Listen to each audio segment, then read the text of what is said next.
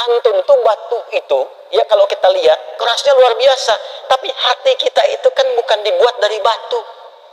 Masa batu yang keras saja masih bisa lembut mendengar asma Allah? Hati Anda yang dicipta tidak dari batu, kenapa tidak bisa tersentuh? Ada apa itu? Jangan bebal dengan taubat, jangan abai sampai hati mati.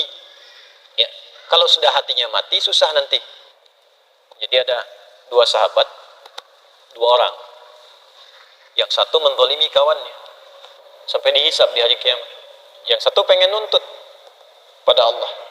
Yang namanya sahabat itu kan pasti walaupun ada masa-masanya bertengkar, tapi ada kan periode yang baik-baiknya yang dikenang.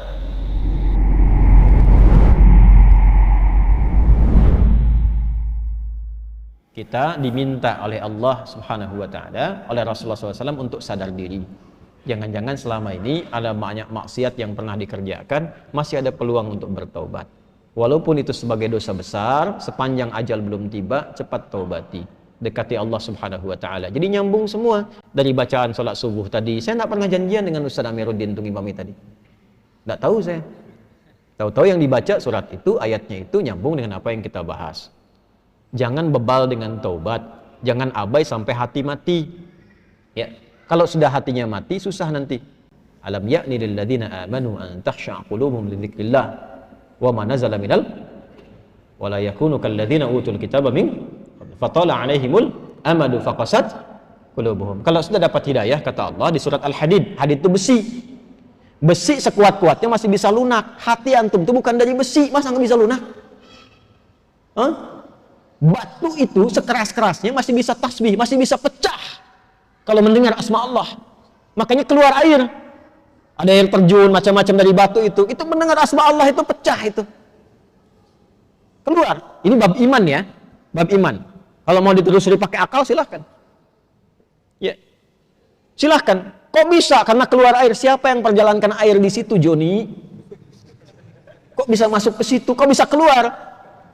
Nah, dibacanya pakai iman, maka turunlah ayat-ayat untuk menyentuh iman. Al-Baqarah ayat 74. Tsumma qasat qulubukum min ba'di dzalika fahiya kal hijarati aw ashaddu qaswa wa inna minal hijarati lama yashaqqu fa yakhruju minhul wa inna minha lama yatafajjaru minhul anhar. Batu aja yang keras itu kalau mendengar asma Allah bisa pecah, bahkan bisa mengeluarkan air dan bermanfaat.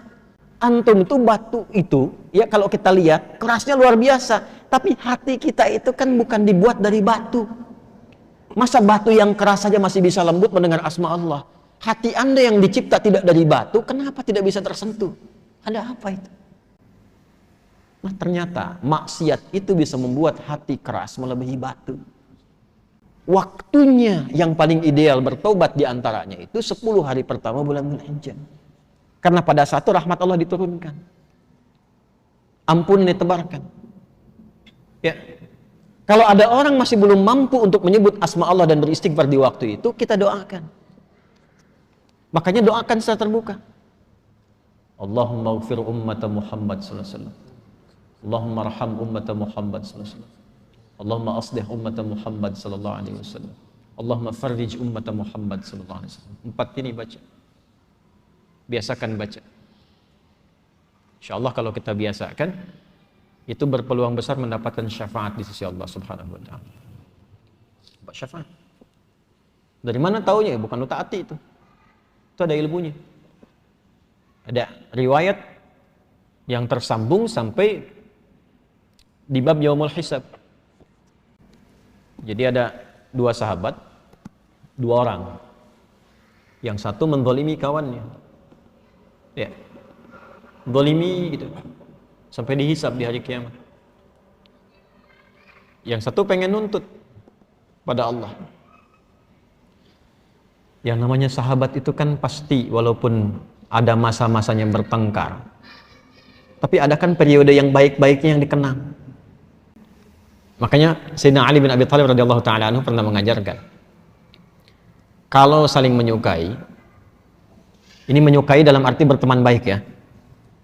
Kalau saling menyukai, berteman baik, yang sewajarnya saja. Jangan berlebihan. Nah, sewajarnya ini standar agama.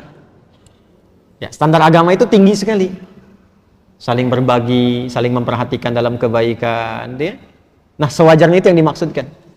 Jangan berlebihan. Khawatirnya nanti saat ada kebencian, kembalinya lama.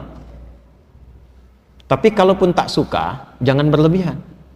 Siapa tahu satu masa ada momen pertemuan yang saling mengikat. Nanti kenalannya lama. Nah, ini dua orang ini pernah jadi sahabat, kemudian bermusuhan. Sampai menuntut di hadapan Allah di hari kiamat. Begitu dituntut itu, apa kata Allah? Ditampakkanlah keindahan surga untuknya. Begitu ditampakkan, bertanya, ya Rabb, untuk siapa surga ini? Ya. Maka dijawab, kama qala, maukah aku tawarkan ya satu hal yang bisa mendapatkan keindahan di surga ini? Mau ya Allah? Maafkan dia dan cepat gandeng tangannya masuk ke dalamnya. Maafkan dia dan cepat gandeng tangannya masuk ke dalam.